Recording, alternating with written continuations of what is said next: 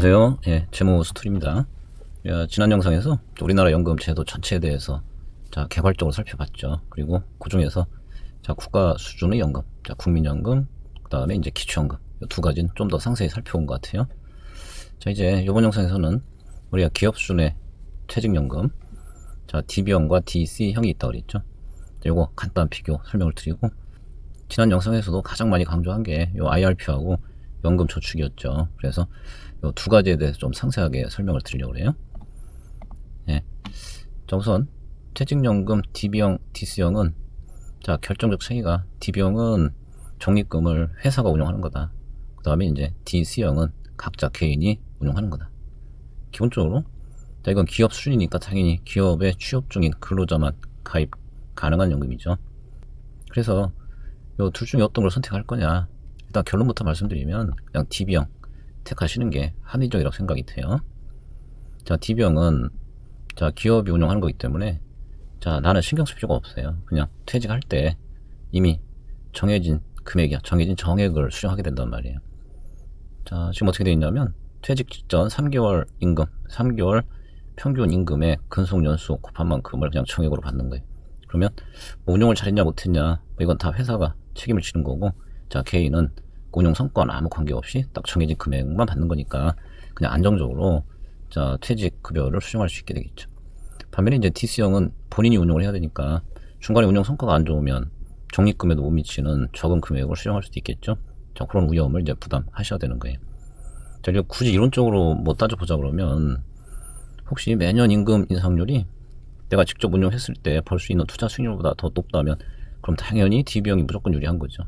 근데 내가 운용에 자신이 있어, 뭐 임금은 매년 3%씩 인상이 되지만 나는 연평균 5% 벌 것 같아, 그러면 DC형 선택하시면 되는데, 그거는 실제 운용을 해보면 쉬운 일이 아니에요.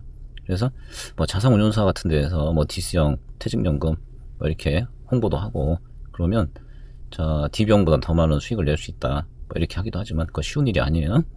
임금 인상률보다 매년 꾸준하게 장기적으로 더 높은 투자 수익률을 유지한다는 건 쉬운 게 아니에요. 그러니까 여러 가지 측면에서 그 DB형을 선택하시는 게 합리적이다라고 생각이 돼요. 그래서 요거는 간단하게만 그렇게 정리하시면 될 것 같고, 중요한 건 이제 IRP하고 연금 저축이죠. 이 IRP는 개인 퇴직 연금이라고 말씀드렸죠. 그래서 최초 요게 도입된 배경은 뭐냐면, 그럼 이제 기업의 퇴직 연금, 퇴직 급여액이 이제 퇴직 시에 들어올 거 아니에요. 그걸 관리하는 구조로 도입한 거예요. 그래서 요 퇴직금을 바로 이 개인 퇴직연금 계좌에다가 적립을 해놓고 연금 형태로 노후자금으로 활용 가능하도록 만든 제도란 말이에요. 그렇다 보니까 이 자영업자들이 좀 반발이 있겠죠. 퇴직연금은 기본적으로 뭐 직장생활을 하는 분들만 받는 혜택이잖아. 그 다음에 그거를 개인 퇴직연금 활용해서 운용하도록 만든 거니까 자영업자는 해당 사항이 없을 거 아니에요. 그래서 이제 그 제도를 확대 적용했어요. 기본은 요 퇴직금 받는 퇴직 근로자가 이용할 수 있는 상품이고, 뿐만이 아니고 이제 소득이 있는 사람은 누구나 활용할 수가 있게 됐어요. 그래서 뭐 근로자도 기업이 불입하는 금액 외에 내가 원한다면 여기에다 추가로 더 불입할 수 있게 된 거고, 자영업자나 직업연금 가입자도 활용이 가능한 제도로 이제 수정이 됐죠. 거기에 비하면 연금저축은 성격이 좀 달라요. 요거는 별도의 제약은 없어요. IRP는 소득이 있는 사람만 이용할 수 있는 것이고, 연금저축은 누구나 이용할 수 있다. 단, 이 연금저축이 주는 여러 가지 세제 혜택이 있거든요. 그거는 이제 한 영상에 다 담기는 어려울 것 같아요. 별도영상으로, 다음 영상으로 만들 계획인데, 그런 여러 가지 혜택들을 통해서 개인적으로 노후자금을 마련하도록 이제 유도하기 위한 제도라고 보시면 돼요. 그래서 그 몇 가지 조건이 있는데, 그 중에 하나가 일단 일정 기간 동안은 납입을 하셔야 돼요. 나중에 말씀드리겠지만 간단 소개하면 5년 이상은 불입하셔야 돼요. 그 다음에 이제 반드시 그걸 연금으로 인출 또는 수령을 하셔야 돼요. 이게 기본 조건이에요. 그러면 나중에 세금 낼 때 세금을 줄여주거나 또는 낮은 세율로 소득세를 내게 하는 거란 말이에요. 그러니까 세금 쪽에서 이제 혜택을 줘서 노후자금을 마련할 수 있도록 도입한 제도다. 공통점은 여기에 불입된 금액은 개인이 운용하는 거예요. 자기가 직접 운용을 해야 돼요. 다만 그렇다고 해서 뭐 아무 상품에나 투자하도록 허용하는 건 아니에요. 다시 얘기하지만 노후자금을 안정적으로 확보할 수 있도록 도입한 제도이기 때문에 자, 위험이 너무 높은 상품은 투자할 수가 없어요. 그래서 이제 IRP를 보시면 예금, 채권, 펀드, 뭐 주가 연계증권, 보통 ELS라고 하죠. 이런 상품들에 본인이 자, 적절하게 이제 배분 투자하시면 되는데 이게 너무 위험하면 노후 대비하다가 오히려 손해 볼 수도 있잖아요. 그래서 자, 최소한의 조건이 있어요. 여기 위험자산 투자 한도가 70%로 제한이 돼 있어요. 뭐 내 마음대로 아무데나 투자할 수 있는 게 아니고. 그러면 요 4개 상품을 구분하면 어떻게 될까요?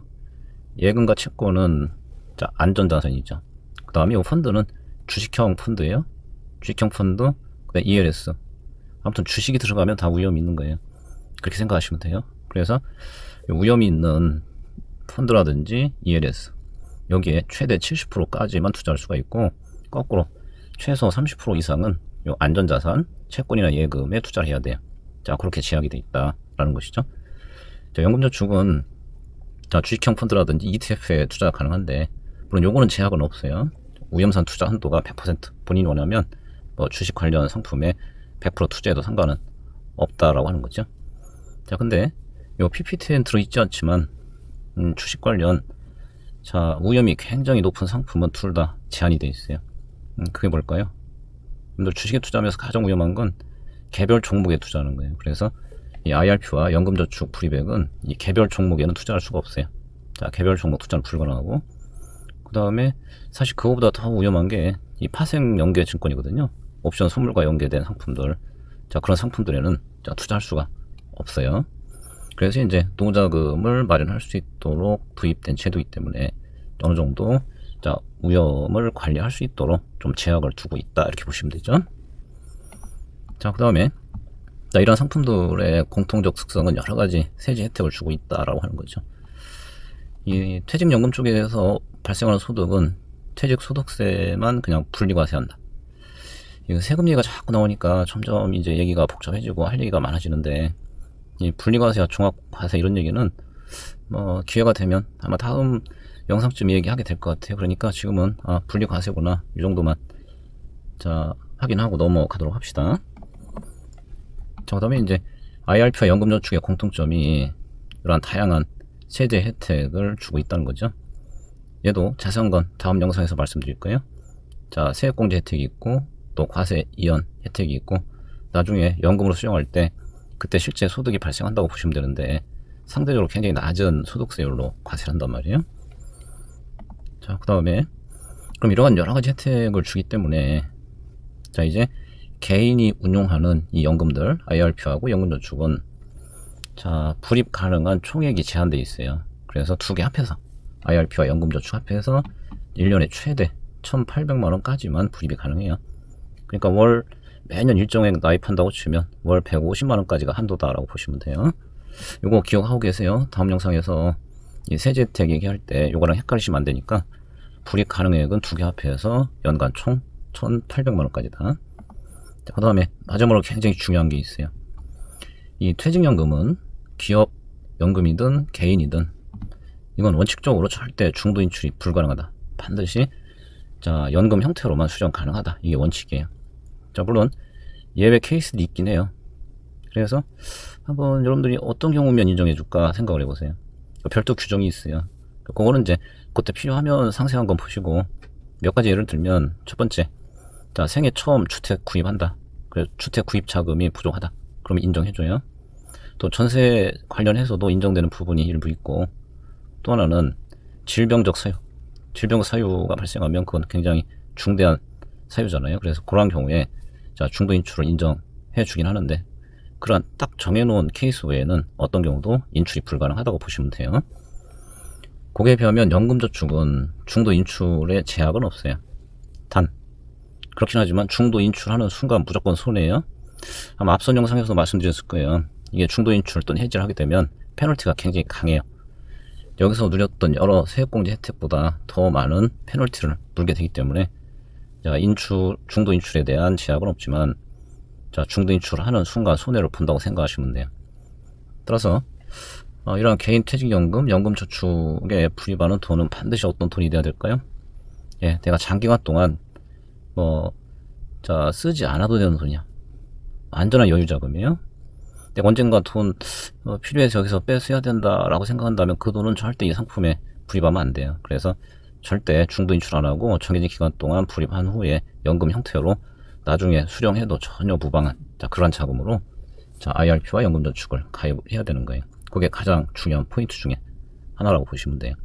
그래서 기본 특성들 이렇게 좀 이해해 두시고 다음 영상에서 아까 얘기한 여러가지 세제 혜택 관련 내용들 그런 내용들을 이제 추가적으로 설명을 드리도록 할게요. 네, 해서 퇴직연금, 그 다음에 IRP, 연금저축의 기본 특성 이렇게 마무리하도록 할게요.